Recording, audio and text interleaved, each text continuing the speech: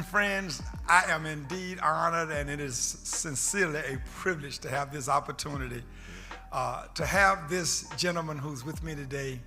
I met him some time ago because I frequent his club. And I'm not talking about the nightclub. I'm actually talking about the fitness club. That's right. And so today we're going to learn a little bit about ministry and fitness and how God interfaces with both. How oftentimes we talk about the importance of exercise and we talk about the importance of fitness, but we don't get around to it. And so I'm honored today to have a very distinguished guest and friend with me today. His name is Ken Lynch. Ken Lynch. And he is the owner or part owner of the Gold's Gym in Evans, Georgia. And so today, friends, I'm going to let Ken talk to you a little bit about fitness, but before we get into all of that, we're going to let him tell you a little bit about where he came from and how God's hand has been kind of navigating his life to where it is now. But I want you to just sit back and relax because we're getting ready to have us another man-to-man discussion. Ken, how you doing, man? It's good to see you. I'm doing great. It's always great to see you Lord. And see your smile and your energy. I thrive off of it. It's nice. Yes, sir. Positive, motivated people in your life to keep you moving. Yeah. In the right direction. You said to me once, because you noticed that the people there, the seniors, always kind of carouse and they get together and they pull me over there. They want ministry. And so all of a sudden now I'm coming to the gym and I'm trying to get there to exercise with my grandsons. And they're like, no, get over here. We want you to come and give us a word.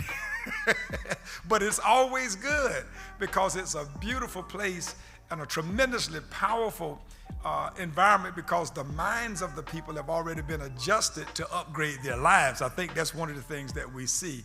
So it's good that you allow us to have the spiritual conversations and that kind of leverage and insight that we get a chance to share as well. It is just such a pleasant place being there at the Gold's Gym in Evans, Georgia. Tell us what it is. What is it that motivates you to even, I don't know, just allow it because they seem to be so comfortable. When they first started bothering me, I said, wait a minute, let me see how the owner is going to respond to this. And then the next thing I know, we were talking, I found out you were already born again yourself. Oh, yeah. And you love the Lord and you and your family really committed to him. And I said, okay. And that's how God builds these bridges. And so come on, just tell us something. Yeah, I mean, I think it gives you an amazing platform. You know, I was always all about changing and saving lives through fitness. And I think once you start correlating as a Christian, you know, you realize how God has changed and saved your life. So it kind of realized that I've always had a desire to be in the ministry, and how can I reach the masses? And I kind of, instead of becoming a pastor of a church, I realized I was spreading the gospel of fitness. Wow. And as I'm spreading the gospel of fitness to each person that brought them through the door, then I can, you know, obviously spread the gospel in our facility. So Paul said to Timothy, he said, bodily exercise profits little, but godly exercise is profitable in all things. One of the things you get a chance to see is how that when we bodily exercise, it is so much more profitable for our spiritual being because we're healthier. And you notice how, Ken, fitness forces you to eat better? Yeah, it's you know, once you start working out, you start realizing you're putting some time in, and you want to have that profitable. So if you always got to move more than you eat, right? Yeah. So if you don't move more than you eat, you know, your body's going to gain weight. We just know that it's a law. There's certain laws of thermodynamics. You know, if your energy is going to be more than you're eating, you know you're going to gain weight because you're eating more than you're exerting. So now I like that. Let's stay there for a moment. You say if you don't move more than you eat, then you're going to automatically gain weight. You're going to automatically gain weight. So that's something good for some to hear because sometimes people are wondering, why am I gaining so much weight? Yeah. But it's because they're not moving more than they eat. They're in a puddle. Okay. They're not in a stream. So it's trying to get people to get them out of the little puddle of life that they're in. Yes. It's a lot of shame, a lot of guilt, that's got them there, you know. So we need to kind of help build them up and say, hey, today we're just going to get you out of this little puddle today or this chair, and we're going to get you moving. So let's just start with just moving. And then we get them to move on a treadmill, a bicycle, and then, you know, move them into what we know is the benefits of weight-bearing exercise, because that's going to compound like interest does on money, you know what I mean? Yes. So for every little 1 pound of muscle you gain in your body, you burn an additional 50 more calories per day. So if a person who gains just 10 more pounds of lean muscle over the course of, if it be 2 years, 3 years, 5 years, or 10 years, just that 10 pounds of lean muscle, that's going to burn another 500 more calories per day for them, which over a course of a week, it's going to be 3,500 calories per week, which is 1 pound of fat you're losing per week by sitting on your butt doing nothing. Wow. So it's powerful. So that's why we have a combination of proper resistance training, Okay. proper cardiovascular exercise, So you got resistance, cardiovascular exercise, and then proper food intake, and then food intake. and then you got supplementation that just fills in the gaps. So if Okay. you're not eating certain things, if you're not getting out in the sun, you're not getting the vitamin D. If you're not having enough protein, you need a protein powder. Certain things that you're not accumulating. So your body needs these things to, it's like almost sowing the word or sowing something into you that your body will get to a cellular level, so your body doesn't feel like it's in a desert preparing to die. So it's going to store fat, use muscle as an energy source. Man, I love it. Yeah, Before you it's a go, lot. that's a lot, Yeah, and I yeah, want all of it. Yeah. And I want all of it because you said something there about the puddle, and immediately when you said it, I could hear psychology and emotional, psychological, emotional references also. Now, we always try, in my business, we try to focus on the spiritual, but we have to unlock the emotional and the psychological as well. Your business is fitness, the physical, but we have to unlock then, sounds like that puddle, the emotional and the psychological as well, because that's what you said, that's what got them there, not feeling good about themselves, and then allowing that thought or that feeling to become a type of agony that generates the need to do nothing? Yeah. I mean, I think all of us at certain phases in our life, you know, we feel that we're not good enough, okay. that we're not enough. And then a lot of times people just don't want to go to the gym because they feel ashamed of themselves. Because, you know, if you look at yourself as a young kid, you're in a vehicle and you're like a Ferrari Testarossa. You know, when you're in grammar school, you got recess time and you're playing and you're having fun. And you're going out in the neighborhood. Back in the day when we were growing up, we were actually really enjoyed our neighborhood and we got to know our neighbors. We're out there playing and moving and we're shaking. We're not in a puddle. You know, as a young kids, we're always moving because of our energy.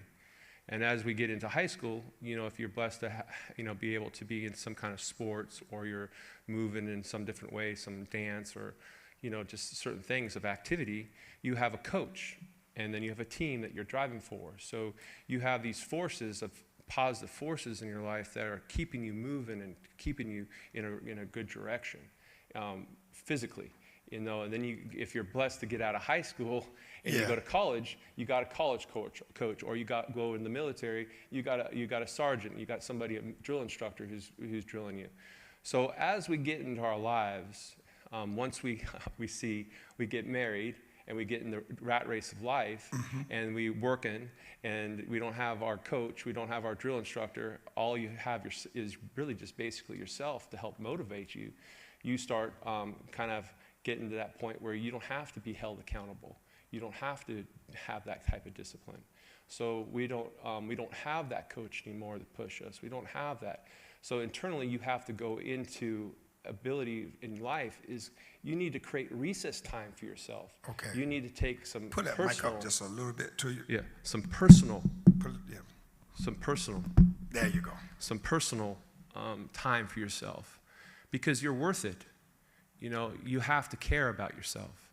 So I always will look at it as like we're talking about when we're young, you have that little Ferrari Testarossa, that beautiful car. So when you have that new car, you have that new car smell, and you have that new car, you know. So every day, every week, you're going to polish it out. You're going to take care of that car.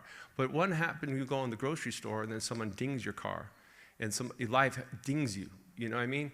And it puts dents in you, and you don't realize that eventually you're not washing your car anymore. You're not taking care about it anymore. You're not taking care of the car anymore. You're not putting the oil changes in anymore because you don't have that self-worth anymore. So then you always want to become that Ferrari Testarossa. So you don't really believe you're ever going to be that Ferrari ever again. So you're just not going to do it because you just don't want, because you want to be that Ferrari, but you know, you in your heart you don't feel like, hey, I can feel strong. Yeah, maybe I'm a little bit older, but I'm going to take care of myself. And I'm going to work on, you know, ability to be, because ultimately we want to be functional and we want to be as independent as possible for as long as possible. So people are constantly, you know, the fear of going to a convalescent home and spending the rest of your days, or you can be able to work out, take care of your body, and be able to know that, hey, I can be as independent as possible till I'm 93, 94, 100 years old. That's good. So that's inspiring, you know, but you have to make that investment. If you're not taking care of yourself, your posture is going to go bad. Your flexibility is going to go bad. Your nutrition, you know, like you said, if you're not exercising, is going to go bad. Because, you know, everyone's going to start an exercise program when they start eating better. Well, you're right. If you start working out, I always tell people, just get to the parking lot. Wow. The rest will follow. Wow. Say that again. Just get to the parking lot. Just get into the parking lot, and the rest will follow. Okay. Just get to the church parking lot. Okay. The rest will follow. Okay. You know, get to the people that, you know, the places that are going to really feed you and nurture you and, you know, inspire you. And those are the people that you see in the gym and the people that are in your pews. This is awesome, man. Listen, bro, listen. This is what I want. I wanted to use this this part of the man-to-man discussion in our podcast to really say to all of us how important fitness is. And I love the fact that you don't only have a love joy with it; it's become more of an obsession, but it's a ministry as well. Where did you start? When did you first, let's talk a little bit about you. I need you all to really meet my friend, because let me tell you something. He's wrapped up in it, and here's the thing that I've been enamored to as we got a chance to start associating, etc. The mere fact that you wanted to talk about it always from the perspective of God and godliness and how it attributes to this form of righteousness that we subscribe to. Good health is a big deal. Otherwise, it's just, you know, you're talking for a short span of time, because ill health can actually what? Eradicate your existence. Yeah. So you started here, you started with this whole fitness idea, this whole fitness concept when you grew up in California. Tell us a little bit about yourself, and we'll just kind of drag around to it. Growing up, living in California, you know, it's always sunshine. What? And you're over there, it's always sunshine. Do you realize I frequent LA perhaps more than anywhere else in the world? Wow. I love LA. Yeah. I wanted to go to LA. I'm a professional artist. You haven't seen my art yet, but that was the first place on my hit list to visit and set up residency if things that worked out. But I end up coming into the ministry. Mm-hmm. But you are there in LA. Come on. Well, yeah. So I was born and raised in the San Fernando Valley. And, okay, so I was born in Encino, California, and so my parents they met in an interior design school. So my parents were interior designers. Okay. Most of the homes they developed were in Beverly Hills, so they had a very profitable business, and just had. I'm the youngest of four. So you're the youngest of four? I'm the youngest of four. I'm the baby of the family. Yeah. Oh, wow. Yeah. So, Spoiled kid. Yeah. So sisters are 6 years older, brothers 2 years older. So the 2-year-old, so I got a lot of growing up, 2 years difference between two boys. You know, there's a lot of fun fights and a lot of just enjoying each other and getting better and just always pushing me. So anyway, so my mom and dad are, my dad's 94 now, still lives in like Thousand Oaks. My mom is like 87. Wow. So they got long history. They just always are working out too at the YMCA. My dad swims still to the day. Are you serious? Yeah, he's swimming. That is awesome. Yeah. And my mom's working out on the recumbent bicycle. She has, neuropathy, and she's got some bad hips, but they're constantly going to the gym. And my mom is an amazing cook, so wow. she really does even out. I see the just evidence. Evens out the portions and all that stuff. Okay. And I always had to go back for more portions, and she's like, "Hey, you had enough." Gotcha. And then I go to the neighbor's house and eat their food too. So, oh wow! That was my secret growing up. I had extra protein. Wow. Oh man! So growing up, I was a natural born athlete. Okay. You played sports? Yeah, I played sports. I was a volleyball player and a basketball player. Growing up, my dad was invested into a nice little basketball rim where it could be able to go up and down.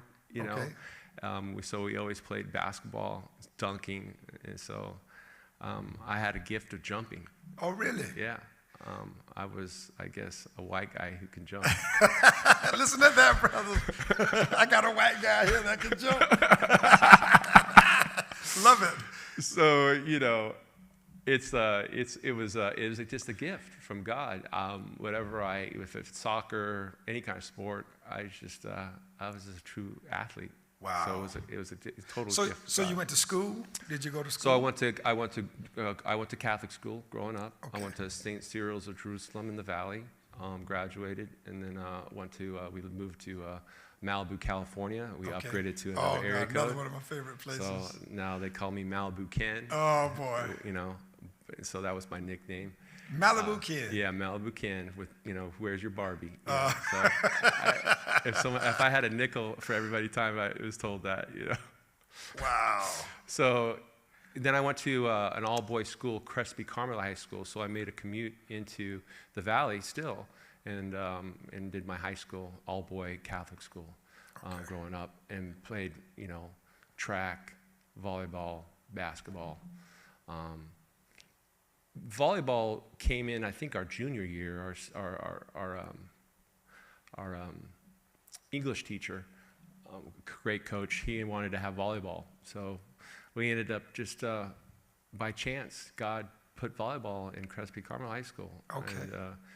And then growing up, we played beach volleyball, and we were on the beach, but I never thought volleyball was going to get me where I was the water's so beautiful around there, so it's like it's a lot to do. There's a lot to do. There's a lot to do. So now Ken, you graduate high school, you go to college. Yeah, I had a full ride scholarship to Cal State Northridge. So we were growing up, we had a club team. We went to the Junior Olympics. We ended up winning the whole thing. And this is in like I think it was in like Arizona. Okay. I don't remember where it was actually, to tell you the truth. Yeah. But a lot of the coaches from college, like Pepperdine, UCLA, Cal State Northridge, USC, they were all at this event, and we ended up going to the gold. I mean, we would never imagine, but we ended up winning the whole tournament. Wow. And that tournament, they saw that I could jump and I can hit the ball, and that's when I started getting letters to go to university for scholarship. So I ended up choosing Cal State Northridge to play men's volleyball. Men's volleyball. So yeah, that is something. I've got a grandson that loves volleyball. Yeah. Yeah. Yeah.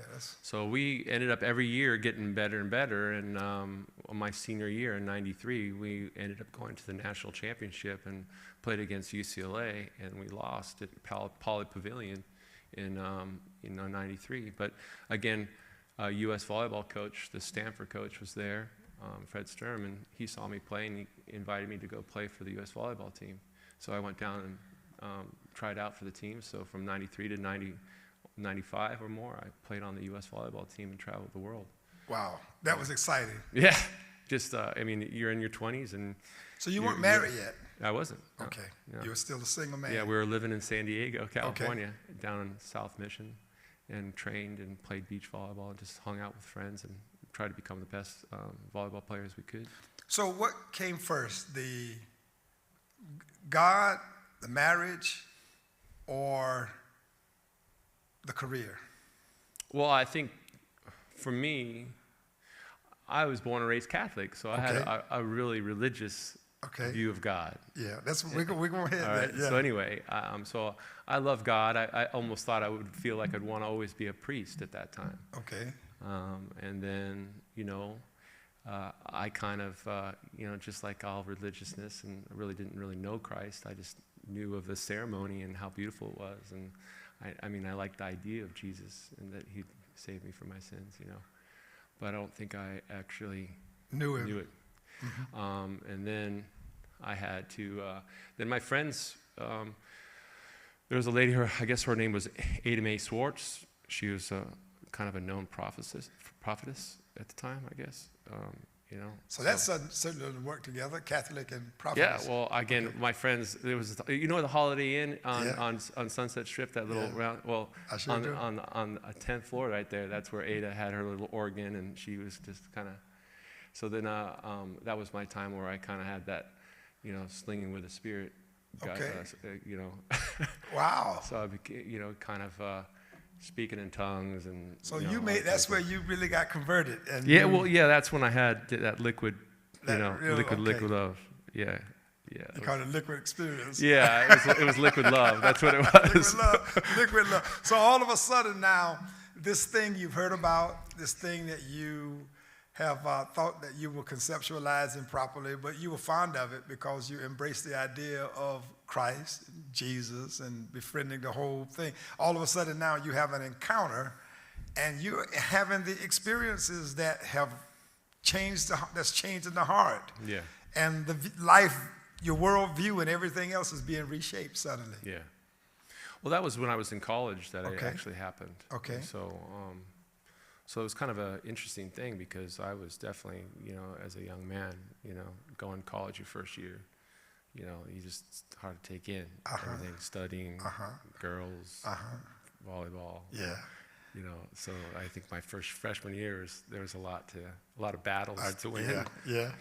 But then God just kind of needed to just wake me up, and he woke me up.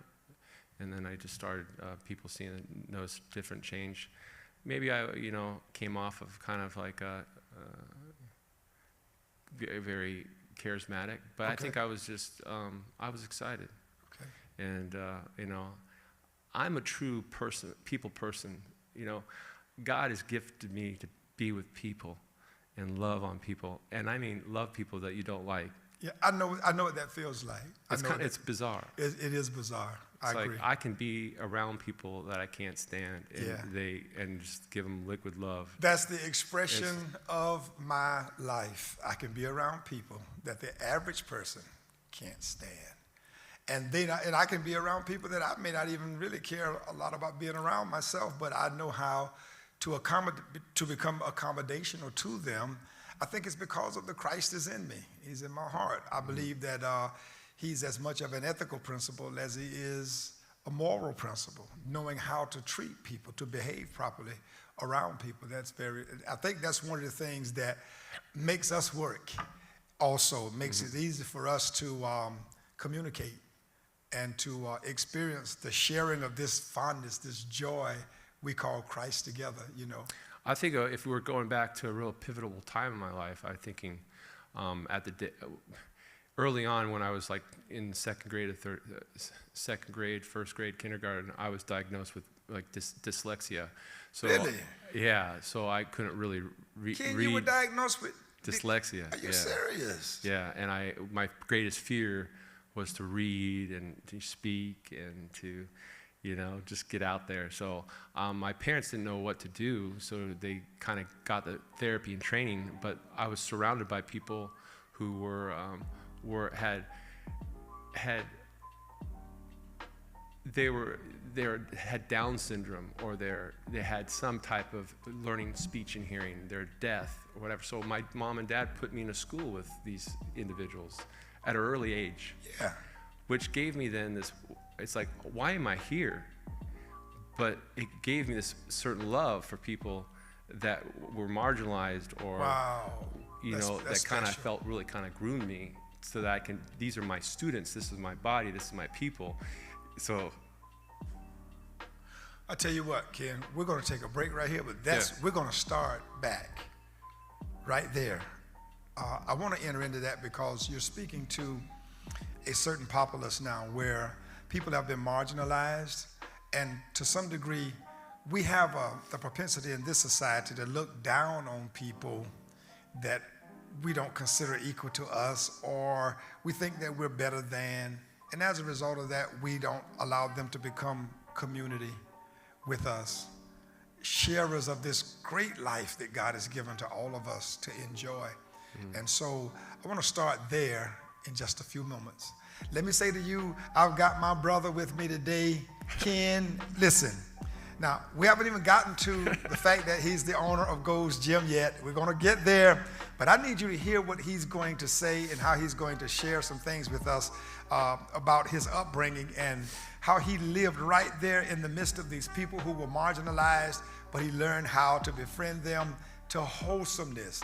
And he cared about their attitude, and he cared about how they felt about themselves. And that's something that you and I really need to pay close attention to in just a few minutes. We'll be back, man to man. Great discussion today, my friend. Yes, sir.